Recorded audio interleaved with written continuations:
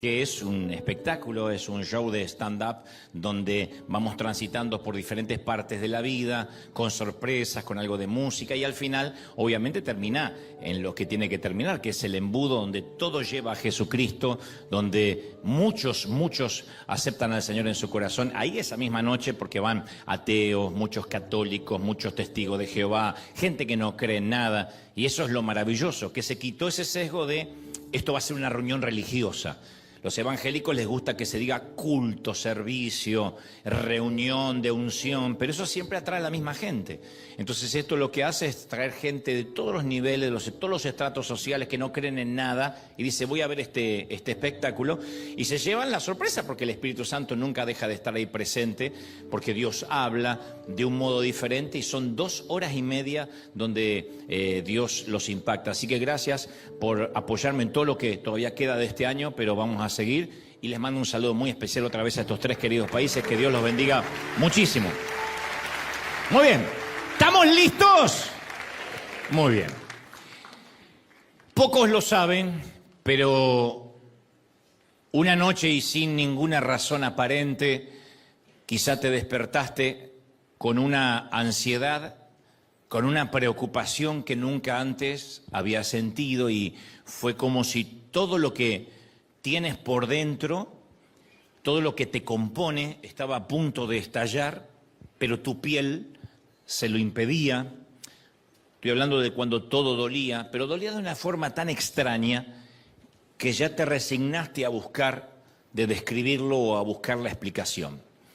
Cuando comenzó quizá era una sensación de malestar, algo que pensaste que iba a pasar y después se transformó en una inquietud, en una falta de paz omnipresente que se quedó ahí para siempre. Y hasta el día de hoy sientes que algo no está bien en tu vida, pero no lo puedes identificar. Es un estado como de desasosiego, de desidia, que te priva de tener paz absoluta, de respirar profundo, una infelicidad que no se marcha y que te enturbia los momentos agradables. Perdiste la risa franca, la carcajada y no sabes por qué. Es esa insoportable sensación de querer que todo acabe, de a veces no querer despertar y te da vergüenza porque eres cristiano y dices, ¿por qué a veces no quiero despertarme? Pero es un displacer que te roe las entrañas y dejas de dormir o dejas de descansar. Yo creo que de todas las manifestaciones de la ansiedad o de la preocupación, esta es la peor, porque quizás es la más cruel, porque uno cuando deja de dormir profundamente, deja de soñar, porque desaparece lo que se llama el estado onírico, que es la parte más profunda de los ciclos de sueño que duran 2 horas. Cada vez que dormimos, los ciclos oníricos son 2 horas, 2 horas, 2 horas, y la parte más profunda es exactamente a la hora de esas 2 horas. Y cuando uno está como entredormido y se despierta, pierde ese descanso y deja de soñar. Entonces, al menos antes, cuando descansabas, huías de ti mismo por las noches. Ahora ya no, ni siquiera eso, ni siquiera te puedes desconectar de tus pensamientos. Y al principio dejas de disfrutar, nada te satisface, hasta que después todo en la vida te empieza a irritar.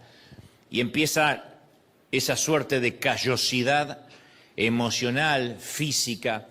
Uno empieza a vivir como zombie y la insensibilidad parece proporcional a lo profundo del pozo en el cual estamos.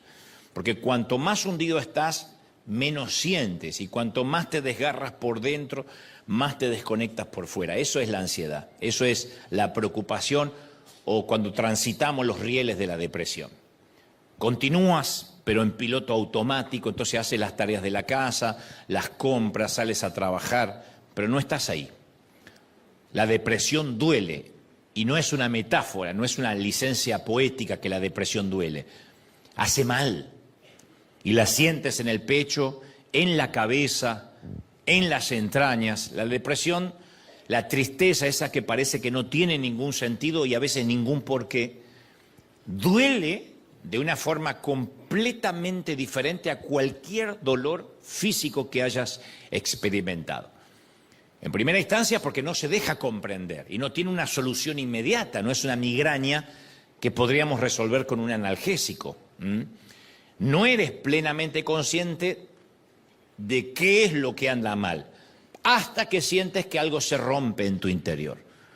Luego, en el mejor de los casos, porque la mayoría se lo calla, pero en el mejor de los casos te diagnostican y te dicen que estás roto por dentro y no tienes la menor idea de cómo repararte, porque te niegas a pensar de que tienes una enfermedad, una patología. Uno dice, estoy triste, no es que estoy enfermo, pero la tienes la patología, tienes los síntomas y no se soluciona con un par de suturas. Entonces, ¿cómo reparas algo que sabes que está dañado, pero no sabes cómo está dañado ni en dónde lo está? Entonces, la depresión es estar condenado a vivir contigo mismo cuando tú mismo eres tu propio enemigo. Es un camino a través de la oscuridad.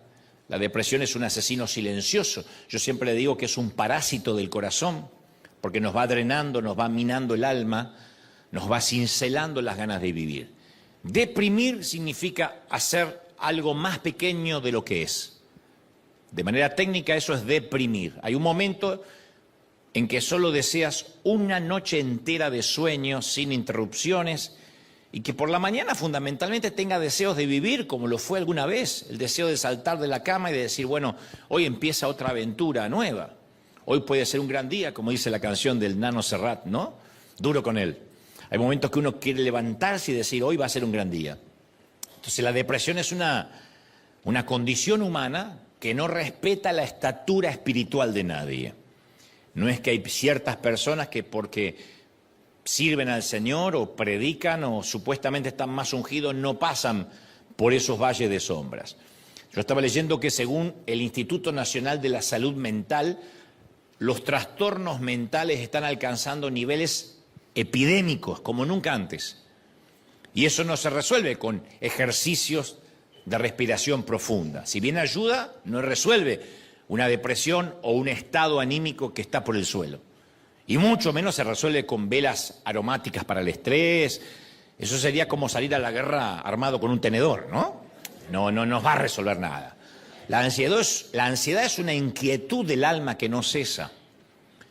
Hay gente acá que dice, yo siento eso, un malestar, una intranquilidad. Es una suspicacia. Y si hay días soleados, decimos, bueno, es un pequeño respiro, es una tregua, es un armisticio. Si me está yendo bien, es un respiro para continuar. Es como lo tomamos como un claro en medio de la jungla, pero sabemos que mañana la jungla continúa. Es la pregunta de, ¿y qué tal si? ¿Y podría pasar tal cosa? Esas son las frases que nos atormentan. Eso grafica lo que es la ansiedad, las hipótesis, lo que podría pasar. Entonces, es un temor que circula en el campo de la posibilidad, de cosas que no ocurrieron todavía. Es un temor, pero que se hace tirano y toma rehén a nuestra imaginación. Es el espejo borroso del quizá. Tal vez pase esto. Entonces, la ansiedad y el miedo son primos, pero no son idénticos. Porque el miedo ve una amenaza. La ansiedad se imagina la amenaza y te roba la paz. Diré esto otra vez, el miedo ve la amenaza, la identifica. La ansiedad se imagina que podría haber una amenaza y esos monstruos no invitados invaden nuestra mente hasta que toman el control y plantan bandera. Temores ilógicos a veces, improbables, inexplicables, pero ahí están, asentados. Hace algunos años un amigo mío, quien además es un predicador famoso, entre otras cosas, experimentó un quiebre emocional. Coincidimos en un congreso y cuando fuimos a cenar, luego de que terminó la reunión, comenzó a hablarme con honestidad de sus problemas personales y de lo que luego él describiría como un colapso emocional. Él dijo, toqué fondo y también dijo algo como, estoy en off, literalmente me quedé sin baterías, estoy sin carga, siento como que no tengo fuerza para continuar. Yo sé que hablar de estos temas no es fácil para nadie, porque sobre todo si uno está constantemente bajo el escrutinio público, porque la gente que empieza a transitar la tristeza y nadie lo conoce demasiado, o nadie la conoce demasiado, no tiene que dar explicaciones y mucho menos tiene que fingir. Así que yo pude percibir lo incómodo que era para él estar en un puesto de liderazgo tan exigente, tan expuesto, y necesitar ayuda con sus propios conflictos internos. Y celebré que me abriera el corazón, aunque no en su totalidad, pero me dijo, estoy colapsado. Nadie se dio cuenta esa noche de lo que estaba pasando, a menos que él me lo hubiese contado, yo tampoco lo hubiese percibido. Porque él continuaba realizando sus tareas como siempre había hecho, seguía recibiendo invitaciones de todo el mundo y por fuera todo parecía excelente, bien encaminado, enfocado. Por dentro el hombre estaba aterrorizado, no podía entender la sensación de pánico, no querer quedarse solo en la habitación del hotel, una tristeza irracional que lo agobiaba. Decía, nosotros somos privilegiados porque podemos hablarle a la gente, Dios nos prestó los oídos del gentío y sin embargo no tenemos derecho, no tengo derecho a sentirme como me siento. Él padecía de una ansiedad crónica, intentaba no ahogarse en esa depresión y estaba a punto de llegar al agotamiento extremo de largarlo todo. Ya se había tomado varios sabáticos en el afán de recargar las baterías, pero decía, no puedo más. Insisto, por fuera parecía estar todo bien, pero por dentro era demasiado y él no estaba seguro si iba a poder seguir adelante. Y me dijo que muchas mañanas no quería levantarse de la cama. La frase que usó es, hay días que no quiero salir debajo de la manta, no quiero. Y que tomaba pastillas para dormir durante 15 horas seguidas para tratar de entumecer la mente y no tener que pensar. Me dio mucha pena, me dio mucho dolor, porque uno no sabe qué decir. Pero después empecé un poco a hurgar, a investigar y me di cuenta que la situación de mi amigo no es única. La estadística dice que el 21% de los adultos, es muchísimo, 21% de los adultos padecen algún tipo de desorden mental. Cuando yo digo desorden mental no es de estar loco, ni mucho menos estar endemoniado. El desorden mental es eso, un desorden. Cambian las prioridades. Los especialistas no van a tolerar que yo diga esto, pero en palabras simples, mi mamá lo explicaría así. Es como sacudir la cabeza y se mezclan los condimentos, ¿no? Se mezclan las sales. Ansiedad, depresión, trauma, como hablamos el domingo pasado, trastornos bipolares, ciclotimia. Entonces la depresión incluye todo eso a veces en ese orden y es un trastorno complejo que es causado por desequilibrios neuroquímicos, factores genéticos a veces, cambios estructurales en el cerebro. Produce cambios neuroquímicos que transmiten señales de ánimo y motivación y ya dejan de transmitir, como la serotonina, como la dopamina. Incluye alteraciones en el cortisol, que es la hormona del estrés, inflamación cerebral, cambios físicos en las estructuras como el hipocampo, la corteza prefrontal. Entonces uno empieza a tener todo un desorden orgánico, neuroquímico. Torpemente yo era de los que creía que este tipo de patologías solo afectaba a quienes no eran muy espirituales, a cristianos que no eran reales. Uno decía, bueno, es que no está convertido de verdad, si no, no podría estar pasando eso. Y cuando este amigo, que me consta que Dios usa y sigue usando de manera magnífica, me relataba su lucha interior, me di cuenta que su colapso emocional no era una señal de fracaso espiritual necesariamente, sino la confirmación de que es un ser humano imperfecto, que los problemas de salud mental no tienen que ver con una debilidad espiritual. Más bien son afecciones semejantes a la diabetes, a las arritmias cardíacas, la hipertensión, las fracturas óseas, que cuando alguien dice tengo diabetes, uno no dice tienes necesariamente un demonio. O cuando uno dice me fracturé el fémur, uno no dice es un espíritu. Pero cuando alguien dice tengo un desorden mental, inmediatamente pensamos que eso es un terreno espiritual. Y no, también es un terreno clínico, porque no existe una vacuna psicológica y espiritual que evite que mi amigo o cualquier otra persona pueda sufrir algún tipo de desorden mental y ya sea transitorio o crónico que se sostiene a través del tiempo, pero nadie es inmune a que esto suceda. Hay un psicólogo llamado Robert Leahy que señaló que el niño promedio de hoy, nuestros hijos, tienen el mismo nivel de ansiedad que un paciente psiquiátrico promedio de los años 50. Y él dice, nos hemos convertido en gente al borde del colapso nervioso. Nuestros hijos, si siguen así, van a sufrir desórdenes, colapsos emocionales, tienen muy poca resistencia al rechazo, un umbral muy bajo a la frustración, de manera que se percibe que vamos hacia una generación mucho más frágil que la que conocemos ahora como de cristal. Ofendidizos, al primer golpe quieren perder la vida. Eso es porque están, insisto, al nivel de un enfermo psiquiátrico de nuestros abuelos o bisabuelos. Y hay muchos cristianos que consideran los problemas de salud mental como un estigma y tienen miedo que si sus dificultades se llegan a conocer, los demás los van a ver como personas emocionalmente frágiles o, lo que es peor, débiles en la fe. Entonces muchos consideran que no deberíamos tener problemas emocionales porque estamos llenos del Espíritu Santo. Si el Espíritu Santo nos llena, ¿cómo vamos a tener un desorden mental? Entonces hay algunas iglesias, creo que una gran mayoría, que hasta afirman, sostienen que hay algún tipo de pecado que debemos confesar y que cuando lo hagamos dejaremos de sentirnos ansiosos, deprimidos, abrumados o agotados. Y como digo siempre, a lo que nos sucede a veces nos agregan la cuota helada de la culpa. Empezar a buscar qué pecado no confesé. Y esto hace a menudo que quienes padecen estos síntomas se sientan aislados, avergonzados, sin apoyo, porque no es un tema que se predica mucho tampoco. En todo caso, dice el que tiene algún tema de tristeza, pase al altar que vamos a orar, como si fuera ósmosis, magia, y eso no ocurre. Pero insisto, enfrentar problemas de desórdenes mentales, de salud mental, no significa que no tengamos suficiente fe, ni que nuestra fe esté dañada, solo significa de que somos humanos. Somos humanos. Y en cualquier caso, nuestros temas de salud mental se agravan porque con demasiada frecuencia es algo de lo cual no hablamos. Primero porque no sabemos expresarlo, no podemos articular.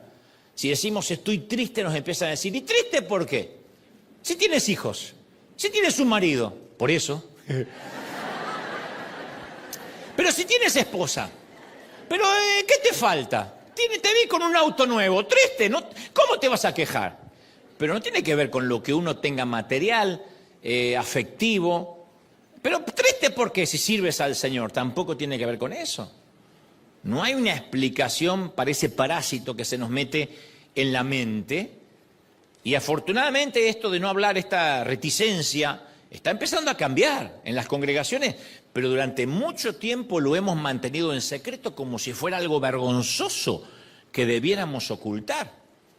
Peor aún, la Iglesia ha guardado silencio sobre los desórdenes mentales, lo cual es trágico y desgarrador, porque o las iglesias o las congregaciones deberían ser el lugar más honesto y seguro del mundo. Debería ser el lugar donde uno puede hablar de todo, decir, sin ser juzgado, sin que alguien diga, pero no entiendo, hay algo oculto, algo habrás hecho. Yo creo que comprendamos que nuestra salud mental es dinámica, no es estática. No podemos decir, aquí hay gente con salud mental y otros que no tienen esa misma salud. No, va cambiando, lo cual significa que no es inmutable, sino que nuestro cerebro cambia constantemente, con la edad, con la andropausia, con la menopausia, con la adolescencia, con la vida adulta, con el cambio de estado civil, con el cambio de estatus migratorio. Hay cosas que nos pasan en la vida y fluctúa a lo largo de nuestra vida nuestra manera de pensar. ¿En respuesta a qué? A los retos que enfrentamos. Entonces podemos estar mentalmente sanos durante un tiempo y luego por alguna razón dejar de estarlo. No es que decimos yo soy sano, como no podemos decir yo nunca me resfrío. No, por ahí ahora estamos bien y por ahí después tenemos una gripa. Entonces podemos sufrir un trauma, experimentar un cambio fisiológico en nuestro cuerpo, tomar decisiones autodestructivas, involucrarnos en una relación tóxica y como resultado caer de repente en picada desde la estabilidad de nuestra salud mental hacia un abismo aterrador, hacia un bucle descendente. Eso puede pasar, teniendo a Cristo o no teniendo a Cristo. Puede pasar que estamos bien y una temporada nos toca pasar de la primavera al invierno o del verano al invierno sin escalas. Entonces puede que hoy aquí y en casa estés diciendo, bueno, me siento muy ansioso, me siento muy triste, preocupado, yo no sé si voy a poder salir adelante este año. Otros dicen, no sé por qué me siento tan estrangulado, ahogado, apenas puedo respirar, estoy deprimido y no sé por qué. Eso es lo que más molesta cuando no sabemos por qué. Porque lo tomamos como un ataque a traición, decíamos, pero si estoy bien, no tengo razones para estar mal. Te repito, todo esto no quiere decir que no seas un buen cristiano, solo indica que eres humano y que en el mundo el Señor dijo que tendríamos aflicciones y algunas aflicciones no vienen necesariamente de afuera, sino de dentro nuestro. Sí somos salvos y sí tenemos al Espíritu Santo, pero recordemos que Pablo le dice a los Corintios en la segunda carta, capítulo 4, versículo 7, que tenemos este tesoro en vasos de barro. No somos vasos de oro, somos vasos de barro conteniendo un tesoro. Tenemos a Cristo, tenemos al Espíritu Santo, pero por ahora, de este lado de la eternidad, somos vasos de barro. ¿Sí? Sosteniendo algo o conteniendo algo maravilloso. Entonces a veces suponemos que la fe lo va a arreglar todo. Sin embargo, yo nunca oí a nadie decir, uy, yo respondí al llamado del Señor y de alguna manera mi puntuación de crédito subió al otro día.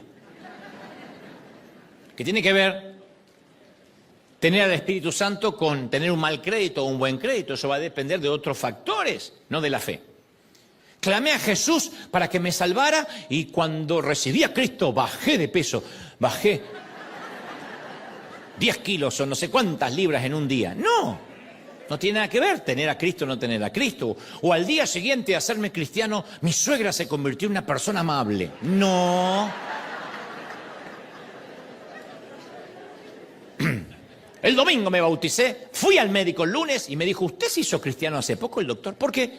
Porque no hay más colesterol.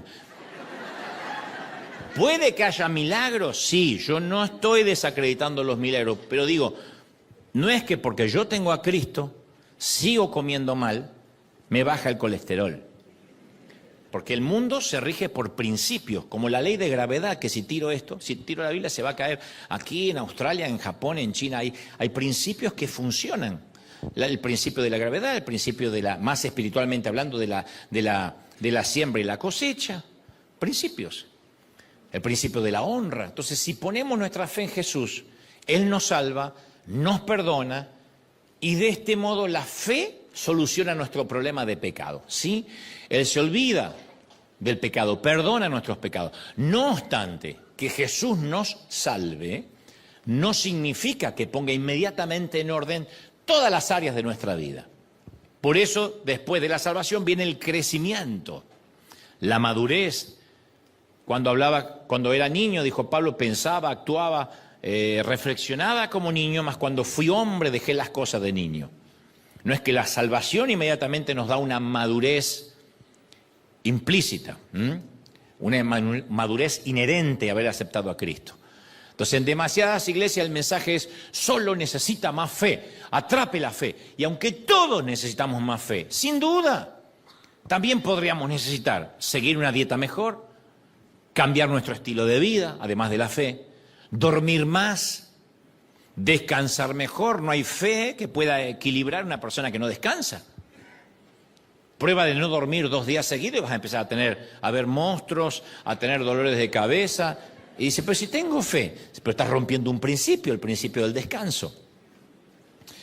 ¿Necesitamos fe? Sí, pero también vamos a necesitar acudir al médico para tratar ciertos desajustes hormonales.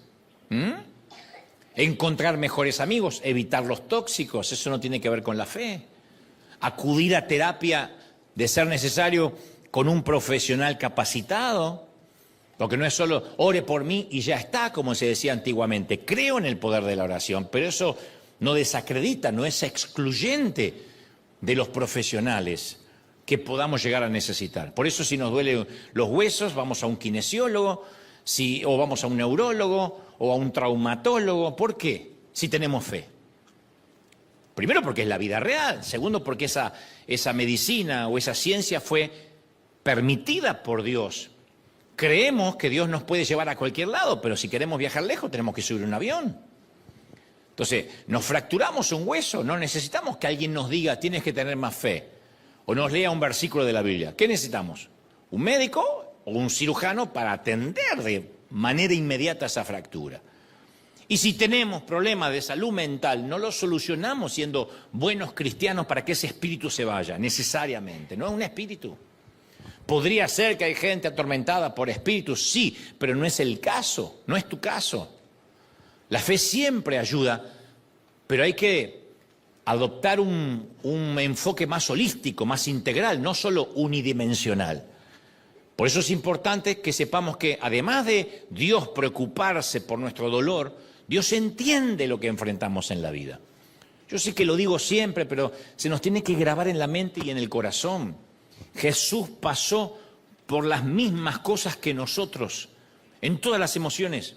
Yo leía que según expertos teólogos dicen que Jesús pasó, por lo menos en las Escrituras uno puede identificar 39 emociones diferentes.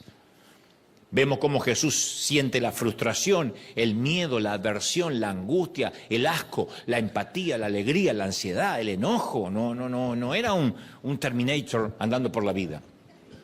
Entonces, según Hebreos 2:17 dice que Jesús haya vivido como humano es un enorme beneficio para nosotros. Dice, por lo tanto, era necesario que en todo sentido Él se hiciera semejante a nosotros, humano. Debido a que Él mismo pasó por sufrimientos y pruebas, Él va a ayudarnos cuando pasemos por pruebas. Porque Él no dice, no sé, yo soy Dios, eso nunca lo viví, no sé lo que es la ansiedad, no tengo idea de lo que puede ser la depresión, yo era Jesucristo, el Hijo de Dios. No, Él pasó por todo. Hace varios años un pastor amigo en Argentina me recomendó a uno de sus líderes más cercanos para que me ayudara con un programa de televisión, muchos años.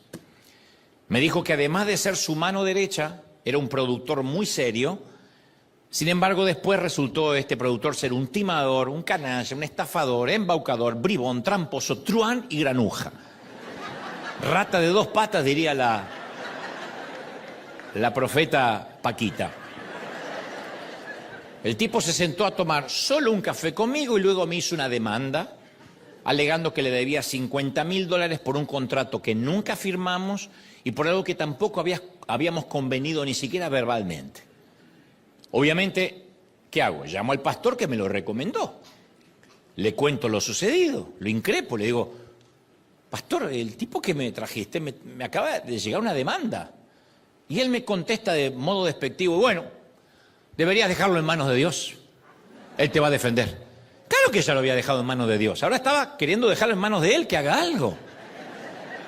Pero yo no entendía cómo ni siquiera era capaz de decirme, bueno, voy a hablar con este hombre, porque no tiene derecho a hacerte algo así. Oh, pero no puede ser si yo mismo te lo recomendé, me está haciendo quedar mal. No. Él dijo, no sé, bueno, ustedes sabrán los negocios que han hecho. Le digo, no hicimos ningún negocio, tomamos un café. Apareció un año después con una demanda. Me dice que trabajó para mí un año cuando yo no lo vi nunca y nunca lo contraté. No sé, me decía. Y antes que me fuera, me disparó un versículo de la Biblia. Dije, me disparó de manera intencional, me disparó. Porque cuando alguien nos cita un versículo bíblico, generalmente debería ser para animarnos, para edificarnos. Sin embargo, cuando nos disparan un versículo, lo sentimos como una agresión, como una provocación. Me dijo, viejo, mi viejo recuerda lo que dice Santiago, tened por sumo gozo cuando os halléis en diversas pruebas. O sea, también tenía que estar gozoso de que el amigo me estafara. You grandmother, tu abuela. Yo dije, ¿esto que me está pasando es real? Hace un minuto antes de entrar a hablar con este hombre, yo no sabía si era posible sentirme peor y ahora este hombre logra hacerlo con un solo versículo de la Biblia. A donde quiera que estés ahora, querido pastor, admiro la puntería de dispararme en el pecho.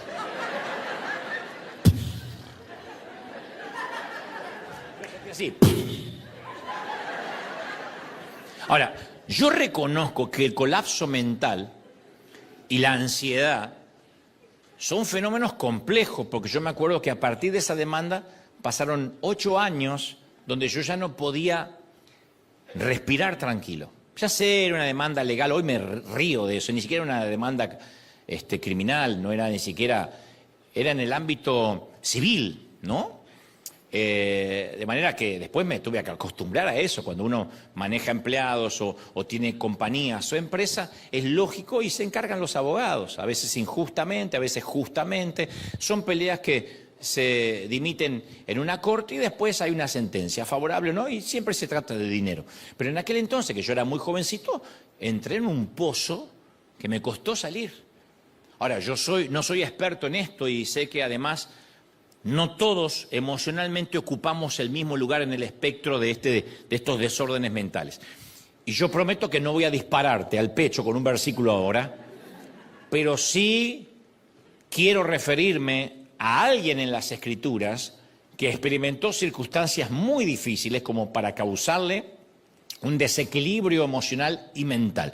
Rápido voy a ir a esta historia porque me parece fascinante. Se llamaba Josafat, era el 4.º rey de Judá, el reino del sur. Fue uno de los reyes buenos, porque había de los buenos y de los otros. Él era de los que tenía beneplácito con Dios, porque amaba con sinceridad al Señor y trataba de honrarlo gobernando con equidad, con fidelidad. Desafortunadamente el reino de Judá, liderado por él, tenía algunos enemigos que se preparaban para atacarlo. El segundo libro de Crónicas, capítulo 20, relata que tres naciones aliadas, habían decidido combinar sus fuerzas, formar un gran ejército mancomunado para hacerle la guerra a Josafat y derrotar a la nación de Israel. 3 naciones. Entonces, era un momento muy difícil cuando el rey recibe la noticia. Dice, del otro lado del mar viene contra ti una gran multitud y son 3 ejércitos de infantería aliados. Yo supongo que si el ataque venía de un solo ejército, este rey habría especulado, bueno, nosotros vivimos de peleas, va a ser una pelea dura, vamos a perder algunos hombres, pero vamos a ganar como siempre. Pero ahora se habían aliado 3 ejércitos, 3 naciones. Y a veces así es como se produce nuestro desequilibrio emocional. Porque si pudiéramos estar con un solo frente de tormenta, yo sé que la mayoría podríamos manejarlo. Pero a menudo nos encontramos con muchas dificultades a la vez. Tenemos un presupuesto emocional limitado y una resistencia mental para enfrentarnos a una sola fuerza enemiga.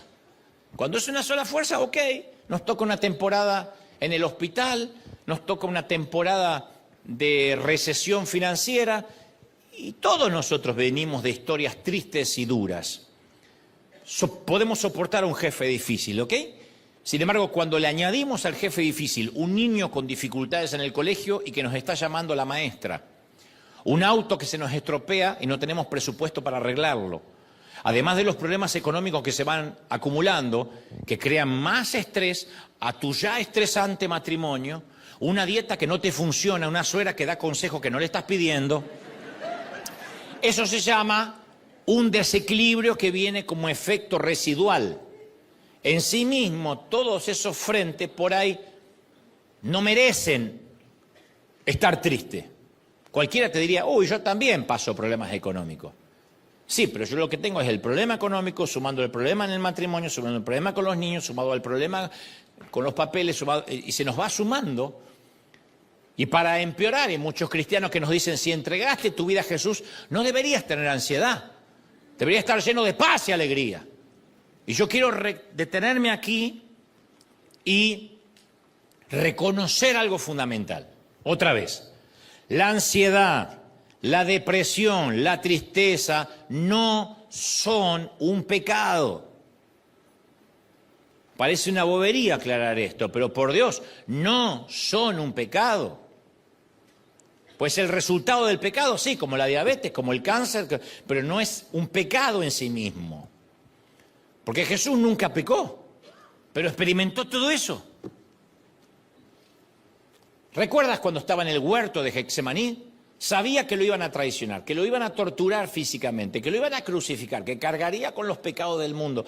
Y su respuesta no fue quedarse de pie en el huerto y cantar, Esta alegría que yo siento en mi ser es el poder de Dios. No cantó eso. No, se postró rostro en tierra, angustiado, y lloró. El Hijo de Dios lloró. Esas son señales inequívocas de ansiedad en un adulto. Ahora un niño, bueno, tiene 33 años y llora como un chico. ¿Cuál era el estado anímico de Jesús? ¿Una paz total? No, en absoluto.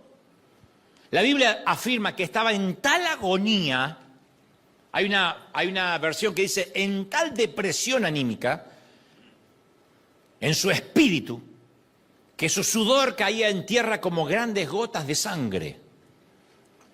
Y hay de los que dicen que es una metáfora y hay de médicos, teólogos que dicen no. Literalmente cuando estamos bajo mucha presión, nuestros vasos capilares podrían estallar y literalmente sudar sangre. Lo que sea no describe un Jesús desbordando alegría. Una agonía que lo hacía sudar sangre. Entonces la ansiedad no es pecado, es una señal de alarma. Estamos conduciendo y parpadea una luz roja en el tablero del automóvil. No significa de que el auto esté haciendo necesariamente algo malo. Esa luz intermitente es una señal de alerta que de algún modo interno tenemos que resolver. Porque hay un problema que no podemos ver y que nos lo está diciendo. Entonces cuando se enciende esa luz roja, no escondemos el auto en el garage con la esperanza que nadie note que el auto tiene un problema. No, lo llevamos a un mecánico o un experto en descubrir lo que significa esa luz y que eventualmente sabe cómo arreglar el desperfecto. Bueno, del mismo modo, desde una perspectiva espiritual, la ansiedad, la preocupación, la tristeza, no es un pecado, es una señal de alerta sobre tres cosas básicas que deberíamos saber. Acá donde yo me cuido de no estar disparándote un versículo, pero yo lo pasé, lo atravesé varias veces y no dudo que tenga que volver a atravesar esos valles de tristeza. Y hay tres cosas básicas que uno puede hacer, que las hizo Josafat y que son sanadoras, extraordinariamente efectivas. Porque yo no te diría algo que no podrías dilucidar o aplicar. Esto es muy aplicable, muy utilitario, muy práctico. Número uno, aunque parezca un consejo obvio, cuando uno se siente así, es tiempo de orar. Yo sé lo que están sintiendo. Ok, nos estás mandando a orar. Es tiempo de orar de verdad. Porque la ansiedad es señal de que es tiempo de orar. Pero ya no solo por los alimentos. Señor, bendice este burrito al pastor en el nombre de Jesús. Amén. No así. No es tiempo de orar un poquito antes de encender Netflix. Ni orar, ni esperar una vez al año en la mesa de acción de gracias, tiempo de orar de verdad. Es exactamente lo que hizo el rey Josafat. Con todos reunidos, Josafat eleva una oración sincera en la que reconoce tanto su temor como su fe. O sea, no es un enajenado que empieza a hablar en fe. Reconoce el temor. Hay 3 ejércitos que vienen contra él. Y dice, Dios, Señor de nuestros antepasados, ¿no eres tú el Dios del cielo y el que gobierna todas las naciones? Es tal tu fuerza y tal tu poder que no hay quien pueda resistirte. Él dice, tú estás detrás de este tablero. Hay una famosa escritora, la doctora Caroline Leaf. La doctora Leaf, cuando uno lee su descripción en las contraportadas de sus libros, dice, especialista en trastorno de comunicación neurocientífica cognitiva, tiene un máster, doctorado, licenciatura en logopedia y especializada en neurología cognitiva y metacognitiva. No sé qué cuerno significa todo eso, salvo que es una escritora brillante, ¿no? Y la doctora Leaf escribió un libro que dice Enciende tu cerebro, maravilloso. Y según los resultados de su investigación, ella señala, aborda esta conclusión, dice, 12 minutos diarios de oración enfocada, 12 minutos, mucho menos que lo que algunos dedican al gimnasio, mucho menos de lo que dura una serie de Netflix, mucho menos de lo que estaríamos dando vuelta por un mall o un centro comercial. 12 minutos diarios durante un periodo de 8 semanas seguidas, 2 meses. 12 minutos diarios durante 2 meses puede modificar nuestro cerebro a niveles detectables en un escáner cerebral. O sea, no es una metáfora, no es algo espiritual que no se pueda palpar. En un escáner cerebral se puede ver cómo el cerebro va creando nuevas sinapsis, nuevas conexiones. Impresionante. O sea, la oración no solo toca el corazón de Dios, sino que también científicamente cambia la bioquímica de nuestro cerebro. La cambia. 12 minutos al día de oración enfocada logran una transformación real de la mente. No metafórica, real. Entonces la investigación de la doctora Leaf confirma lo que se nos dice en Romanos 12:2. No se amolden al mundo actual, sino que sean transformados mediante ¿qué? Mediante la renovación de la mente. Claro, no es una licencia poética. La mente se renueva con 12 minutos diarios. ¿Por qué son 12 y no son 11 o 10 o 15? No sé. Hablen con la doctora Leaf. Lo que yo sé es, mirá lo que hace 12 minutos, imagínate lo que puede hacer más. Ahora, sabemos que Dios no solo le dio a Pablo una metáfora, sino que la oración de verdad renueva nuestra mente, la cambia nuestra manera de pensar, altera nuestros engramas mentales. Nuestra neurogénesis nunca se detiene, pero ahora va creando nuevas conexiones cerebrales que no teníamos antes. La ciencia habla de lo que llama la neuroplasticidad, que es la capacidad del cerebro para cambiar. A cualquier edad, adaptarse, reorganizarse mediante la modificación de sus conexiones sinápticas. No es que uno dice, yo ya pienso así, a mí no me cambia más nadie. Ese es terco, no es que no le funcione el cerebro. Lo tiene sin estrenar, pero porque quiere, por opción. Entonces, como una vez te dije, en el mensaje Surcos, en esencia, cuanto más pensamos en algo, más fácil nos resulta volver a ese pensamiento. Entonces vamos creando una vía neuronal como un patrón mental. Es como la pornografía, cuando volvemos y volvemos y volvemos, se crea un patrón, un surco, como los traumas, como los malos pensamientos, como las tristezas. Entonces en nuestro cerebro hay una pequeña parte con forma de almendra llamada amígdala. Y esa amígdala hace el trabajo para la cual Dios la creó. Activa la liberación de la adrenalina, aumenta el ritmo cardíaco, eleva la presión arterial, dispara los niveles de cortisol, lo que a su vez estimula la liberación de glucosa en la sangre. Todo eso, Dios lo puso. La amígdala es el mother de la computadora, es el cerebro de la computadora, en una forma ahora sí metafórica, ¿no? Todo eso nos prepara para que ante un peligro luchemos o huyamos, para que no nos quedemos congelados. Si la amígdala funciona y estamos ante un león, luchamos, si somos inconscientes, o salimos corriendo. No obstante, se nos presenta un problema. ¿Qué hacemos cuando no podemos ni luchar ni huir? Si la situación es tensa con nuestro jefe, pero necesitamos el trabajo, el cónyuge, el hijo adolescente, no vamos a darle un puñetazo ni tampoco escapar. Si tenemos problemas financieros, no podemos luchar ni huir. Hay que tratar de pagar, de honrar las deudas. Entonces, ¿qué pasa? Al no poder responder de manera física a esas tensiones, entonces empezamos a darle vueltas al problema. Entonces la adrenalina y el cortisol dan vueltas por nuestro torrente sanguíneo como señoras con una tarjeta de crédito en el centro comercial. Damos vueltas. Y darle vueltas al asunto es una puerta a la tristeza. Ese es el núcleo del problema. Job 3:25 declara la triste, célebremente frase, lo que más me temía me sobrevino. Tanto temerle, al final me sobrevino. De allí puede que se desprenda la famosa ley de Murphy, si algo va a salir mal, seguro que saldrá mal.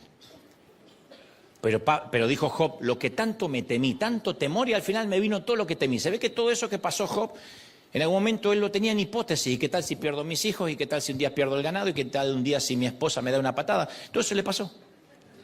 Entonces, como el cerebro se reorganiza alrededor de cada pensamiento, al tener con frecuencia pensamientos que causan miedo, estamos entrenándolo para enfocarse en lo negativo. La depresión entrena al cerebro para que todo salga mal. Vas a una fiesta y dices, no, seguramente alguien va a tener el mismo vestido que yo, me voy a encontrar con mi cuñada y va a sacar ese tema que no. Y va a pasar todo eso, porque la fe funciona para adelante y para atrás. Uno puede tener fe en que las cosas van a salir bien y fe en que las cosas van a salir mal. Es un mecanismo casi natural. Es natural pensar en lo que podría ir mal. Entonces, ¿cómo lo combatimos si es natural? ¿Cómo nos defendemos de la ansiedad que nos ahoga? Bueno, insisto, la solución es comunicar con Dios, comunicarnos, orar. La ansiedad es algo natural, la oración es sobrenatural. La ansiedad es natural, la oración es sobrenatural. Lo diré otra vez, la oración es sobrenatural. ¿Sí? ¿Qué hace la oración sobrenatural? Rompe el ciclo de la preocupación, lo rompe. Porque sobrenaturalmente rompe todos nuestros argumentos, nuestros guiones que nos escribimos. Entonces uno tiene que fijar los pensamientos en todo lo que es verdadero, todo lo honorable, todo lo justo, todo lo puro, todo lo bello, todo lo admirable. En esto pensad, en eso. Si pensamos en lo negativo, le damos fuerza a esa palabra, le damos fuerza a lo que el enemigo nos está diciendo. Entonces la oración que hace rompe el ciclo, primero porque toca el corazón de Dios, pero también, insisto, cambia la bioquímica de nuestro cerebro. ¿Cuál es el gran negocio de los terapeutas? Muy raro que un terapeuta hable mucho. Pagas una fortuna, te sientas en el diván y te dice, empiézame a contar de su madre. Bueno, mi madre era así, Repita eso que dijo. No, que mi madre era un poco loca. ¿Qué le hace sentir eso? Bueno, mi madre, pero tampoco la estoy culpando. Espere. ¿Por qué no la está culpando? Me interesa esa frase, anotemos. ¿Por qué no la está culpando? Bueno, continuamos mañana.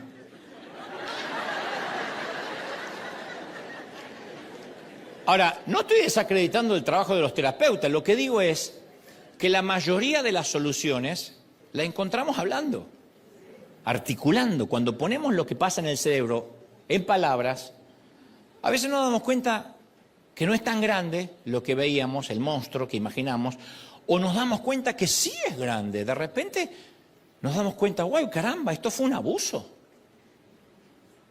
Cuando lo ponemos cuando está en la mente podemos decir, eso no pasó, no me acuerdo, no quiero pensar. Cuando lo ponemos en palabras decimos, ¡wow, caramba, fue un abuso!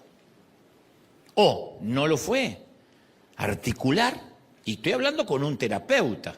Imagínate lo que pasa cuando uno habla con Dios, que además tiene la guía del Espíritu Santo que nos enseña cómo orar. Y nos dice, vamos a hablar de esto. Y nos empieza a dar respuesta y en nuestras propias palabras empezamos a ver cuánto sí tenemos. Tenemos más para agradecer que lo que nos está faltando, por lo cual nos quejamos. Entonces, el orar, a priori, hace que articulemos lo que nos está pasando y que hablemos con Dios. No con un terapeuta que no nos va a dar el alta nunca. Dios quiere darnos el alta, Dios quiere que pasemos a nuevas batallas y que ésta se termine, ¿sí? Y darnos victoria. Así que consideremos la ansiedad, la tristeza y la depresión como señales de que es momento de orar, pero de verdad. Ahora, yo te entiendo, y bueno, ¿cómo orar cuando mi corazón se acelera? Cuando estoy triste, ¿cómo hacerlo cuando nuestros problemas parecen más grandes que nuestra fe? Bueno, tenemos que orar con la mayor sinceridad posible. En esto ser específicos, pragmáticos. Si puedes, evita el Padre Celestial, Dios de amor y misericordia, vengo a tu presencia. No, pragmáticos. Porque nosotros no vamos al médico, decimos, médico querido, traumatólogo, que he visto su... A veces queremos que hay una forma de entrar y que si no lo alabamos a Dios, no podemos hablar con Él. Ese no es el password. El password es ser pragmático. Dios no desoirá un corazón contrito y humillado. A veces lo único que podemos decir es, sé propicio de mi pecador. Pragmático. Cuando uno se está ahogando, uno no empieza a explicar la teoría del ahogado. Uno empieza a gritar, auxilio. Decirle a Dios exactamente cómo nos sentimos. Señor, estoy triste. Me da mucha vergüenza ser mamá y no encontrarle el sabor de tener hijos. No lo quiero decir porque me van a juzgar. Yo amo a mis hijos, pero perdí el gozo. David no tuvo ningún problema en decir que había perdido el gozo de la salvación. No lo quites. A veces uno dice, me da vergüenza decirlo, Señor, pero perdí el gozo de servirte, perdí el gozo de ir los domingos.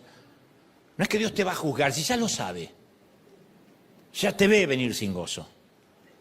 Lo que está adquiriendo es que le diga, Señor, yo necesito ayuda. A mí me gusta mucho la oración de Josafat, porque dice, nosotros solos no vamos a poder oponernos a esta gran multitud que viene a atacarnos. No empieza a proclamar ridiculeces, no empieza a decretar que Él es más grande porque tiene a Dios, que todo eso sí es correcto escrituralmente, pero Él dice, no vamos a poder.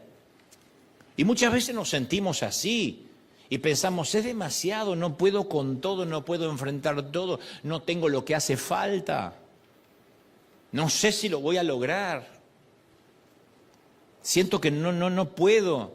Y a mí me molesta mucho cuando alguien me dice, ¿cómo que no puede? No invalides mis sentimientos. Está bien, tal vez no tengo derecho a sentir que no puedo, porque tengo a Dios, pero eso no quita que sienta que no puedo. ¿Por qué alguien va a invalidar lo que sientes? Si eso es lo que sientes. Entonces, esta es la situación en la que se encontraba Josafat. Por eso le dice a Dios con total honestidad, no sabemos qué hacer. Y a veces es lo que Dios está queriendo que digamos. Porque a veces parece que tenemos una sociedad con Dios que hay que darle ideas. Señor, ¿qué te parece? He confiado de que tú vas a traer un millonario a pagarme la deuda. No, él no dice, uy, no, vos hoy no lo había pensado. No, como estoy tan metido con los líos de Trump, no estaba en lo tuyo. Es que decirle, no sé, no tengo idea. Entonces Josafat encuentra la fe suficiente y ora a Dios, dice, pero en ti hemos puesto nuestra esperanza. Es lo que termina diciendo, Señor, yo pongo tu esperanza en ti. ¿Cómo lo vas a hacer? No tengo la menor idea. Entonces, esta es nuestra oración cuando uno no sabe qué hacer. No sé qué hacer. No hay que confesar, no hay que declarar en fe, hay que decir, no sé qué hacer. ¿Y quién en estado de tristeza no puede llenar 12 minutos diarios diciendo no sé qué hacer, estoy triste, aunque sean todas lamentaciones? Hay un libro entero que se llama Las lamentaciones del profeta llorón, Jeremías. Le decían el profeta llorón. En 1 de Pedro 5:7 se nos dice, depositen en Él toda ansiedad, porque Él cuida de ustedes, toda la ansiedad. Un abogado se ofende si lo quieres ayudar a cómo tiene que defenderte el caso. Dice, ¿soy yo el abogado o es usted? Un médico se ofende si te quieres autodiagnosticar delante de Él. Y Dios también se ofende cuando le queremos dar ideas. Señor, no sé qué hacer. Entonces orar de verdad y decirle no sé qué hacer, estoy triste. Y seguir, y seguir, y seguir con lo mismo hasta que eso empiece a desaparecer, a menguar. Número 2, aprender a hacer una pausa. Parece otro consejo casi infantil, obvio. En cualquier test de personalidad para la evaluación de fortalezas personales, yo debo ser pragmático y activista, siempre. La gente que es como yo, vivimos bajo el axioma, y no te quedes ahí parado, hagamos algo, lo que sea, pero hagamos. Somos más pésimos escuchadores y más realizadores, queremos resolver. Es una inclinación natural de los que son como yo de hacer. Y aunque a veces parece un rasgo admirable, también puede ser un gran problema, porque yo he aprendido que no siempre es el mejor plan hacer, sino ser. Porque después de orar, y sobre todo cuando nos enfrentamos al monstruo de la tristeza o de la ansiedad, siempre es necesario la pausa mental. La pausa mental, ay, cómo nos cuesta. ¿Qué es lo que hicieron los israelitas? Un profeta que estaba allí se levanta cuando Josafat está diciendo no sabemos qué hacer, y en 2 de Crónicas 20:17 el profeta dice, no tengan miedo ni se acobarden cuando vean esos 3 ejércitos aliados, paraos, estad quietos y ve la salvación de Jehová. No es de usted de la batalla, es mía, dice Dios. Paraos, está quietos, no hagas nada, quieto, quieto. Pausa. Me pregunto si eso es lo que Dios quiere que confesemos. No tengamos miedo, estemos quietos, no hagamos nada, quietos. Hay momentos que no hay que hacer nada. Y yo sé que parece, bueno, pero siento como que si no hago nada, Dios me va a ver como una actitud de desidia, de vagancia. No, esta batalla mental no es nuestra. Es de Él, nos dice. Yo voy a pelear esta batalla. Y Dios afirmaba que podían enfrentarse a un enemigo intimidante, incluso abrumador, porque Él estaría con ellos en la vanguardia. Ellos lo único que necesitaban es estar quietos, parados, hacer una pausa. Yo te conté un par de veces de aquella viajera que visita África y contrata un grupo de cargadores y de guías nativos, y esperando hacer su viaje rápido quedó complacida por el progreso y los muchos kilómetros o millas que cubrieron durante el primer día. Sin embargo, al segundo día, todos los cargadores que había empleado permanecieron sentados y se negaron a moverse. Y ella se sintió frustrada y le preguntó al jefe de las personas contratadas por qué no querían continuar la jornada. Y él le dijo que el primer día habían tenido que ir demasiado rápido y ahora estaban esperando que sus almas alcancen a sus cuerpos. Yo pregunto, ¿alguna vez necesitaste el tiempo y el espacio para que tu alma alcanzara tu cuerpo? Porque cuando uno empieza a vivir en piloto automático, yo he hecho giras, yo he predicado sin alma. Hacía lo que tenía que hacer, va a sonar espantoso, pero hacía lo que tenía que hacer por oficio. Porque uno no es un imbécil, uno no es un idiota. Me ha tocado predicar sin alma. Me ha tocado hacer programas de televisión sin alma, yo no estaba ahí. Sin embargo, si yo miro el programa o escucho el mensaje, fue perfecto, la gente recibió, la palabra no vuelve vacía, pero en muchos sitios yo hubiese querido estar con mi alma ahí. He estado en estadios y mi alma no estaba ahí, mi alma no alcanzaba mi cuerpo, así que el cuerpo se disparaba solo. Esta es una indicación que nuestra alma necesita reposo, por eso la mente colapsa. Uno de los retos de la fatiga del alma es que no tiene las mismas señales obvias que la fatiga física. Porque si corremos una maratón, el cuerpo nos hace saber que estamos exhaustos, sedientos, lo que sea. Y el alma tampoco fue hecha para funcionar vacía. Sin embargo, el alma no tiene con un medidor. Los indicadores de la fatiga del alma son más sutiles que la sed como indicador de la fatiga física, ¿sí? Pero el alma tiene como indicadores más sutiles que a veces no los vemos y decimos, bueno, es parte del estrés. Las cosas nos fastidian más de lo que deberíamos. La forma en que tu cónyuge mastica el chicle o estornuda de repente es un defecto gigantesco. Y le dices, ¿podrías dejar de respirar un rato? ¿O no?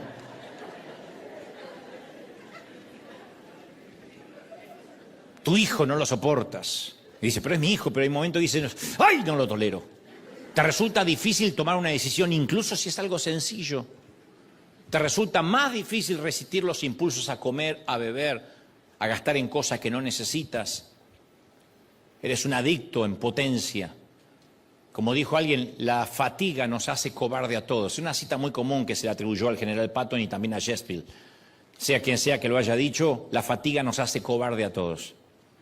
Y aquello que haríamos fácil en un momento de lucidez mental, lo hacemos difícil, lo complicamos, hablamos lo que no tenemos que hablar, hacemos una de más, nos metemos en líos, vamos a sitios donde nunca habríamos ido si estuviésemos descansados mentalmente, hacemos llamadas que no debimos hacer, enviamos textos o contestamos mensajes que no deberíamos haber contestado nunca.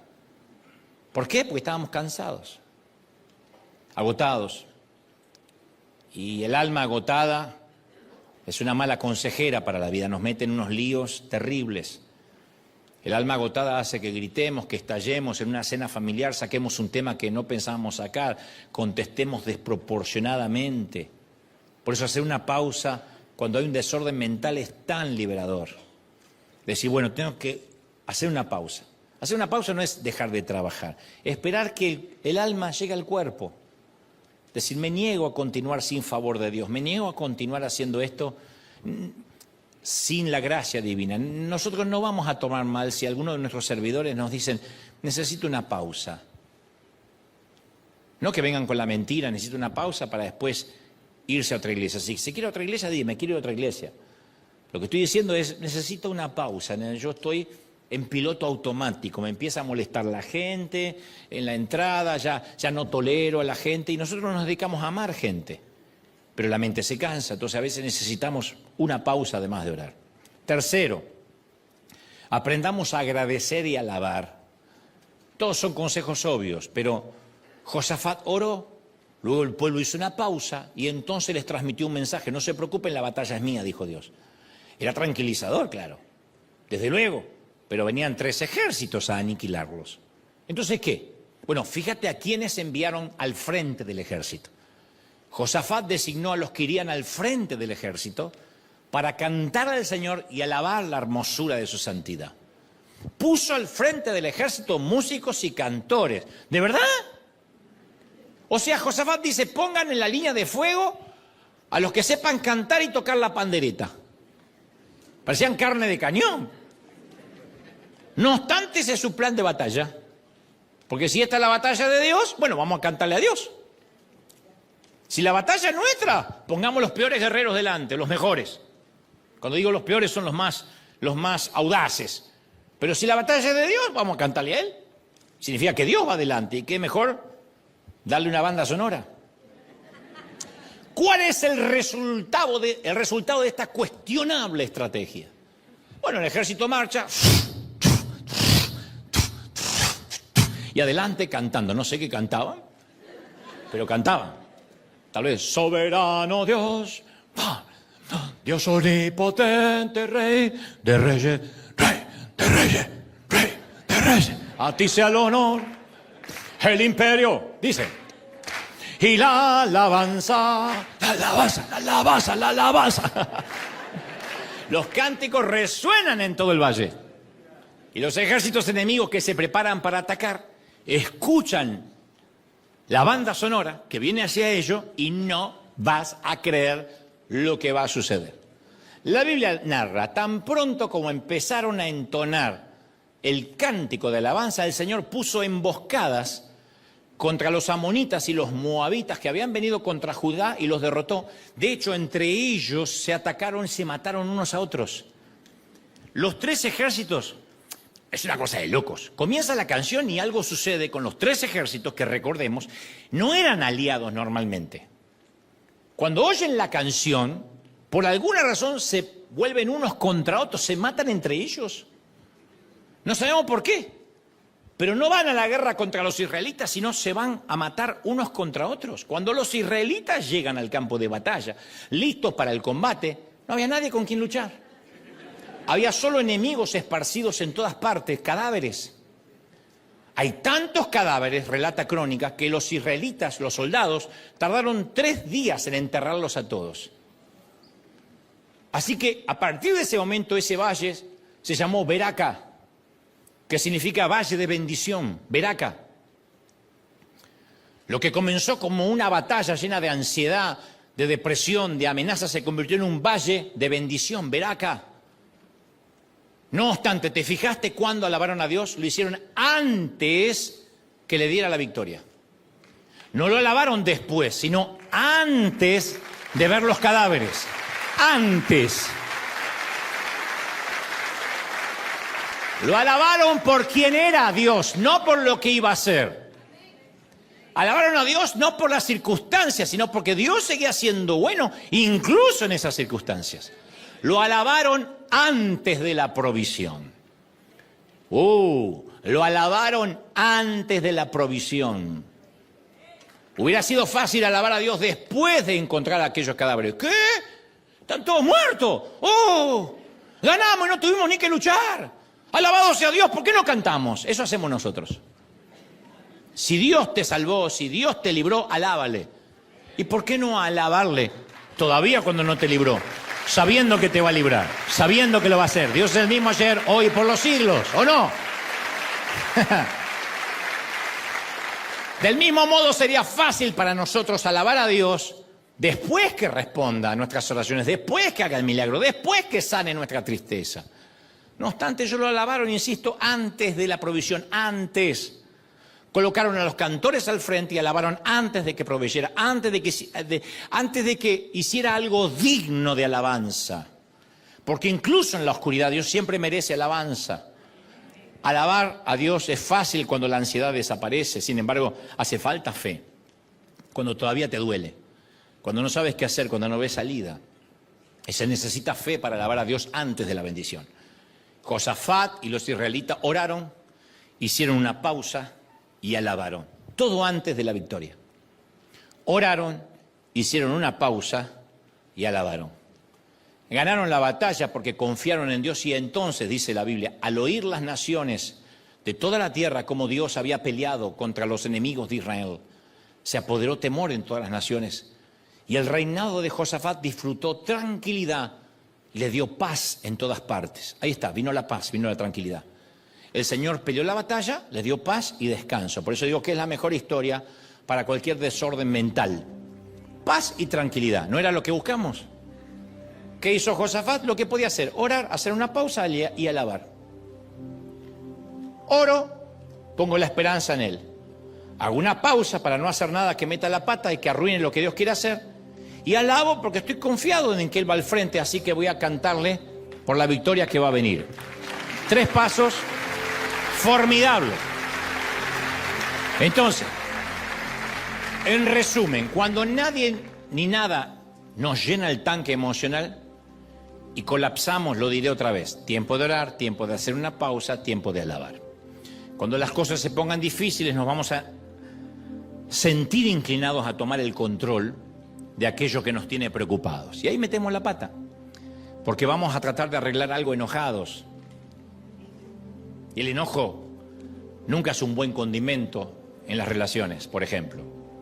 Sin embargo, hay que resistir esa tentación. En lugar de eso, depositar nuestras cargas en Dios. Tiempo de orar. No sé qué hacer. Cuando nos sintamos abrumados por los problemas y tenemos la tentación de actuar, de hacer algo, dejemos que Él haga lo que solo Él puede hacer. Tiempo de hacer una pausa. Cuando sintamos que nos enfrentamos a una situación que va más allá de nuestras fuerzas y tenemos muchas ganas de quejarnos, en lugar de eso dirijamos nuestros pensamientos a Dios porque es tiempo de alabar antes de la provisión. Una de las muchas razones por las cuales estas disciplinas espirituales, orar, hacer una pausa y alabar, funcionan, es que renuevan nuestra mente. Y renovar la mente es como limpiar, recodificar la forma en que nuestro cerebro procesa la información de la vida. Un comentario final. Ni mi amigo pastor del que te hablé al inicio, ni tú ni yo, vamos a alcanzar en esta vida un estado permanente libre de preocupaciones, de ansiedad, y no estamos libres de futuros colapsos mentales. Entonces, como seres humanos imperfectos, tenemos que tener en claro que Dios todavía no terminó la obra en nosotros. Es un proceso continuo. Nos va a llevar toda la vida, ¿sí? Pero te doy mi palabra que vamos a salir adelante y te prometo que el colapso mental solo nos va a acercar más que nunca a Dios, nos va a enseñar a orar, a pausar y sobre todo a alabar, que es la alabanza que Dios más bendice antes de la provisión. Vamos a celebrar a nuestro Señor de señores, Rey de reyes. Te exaltamos, Dios.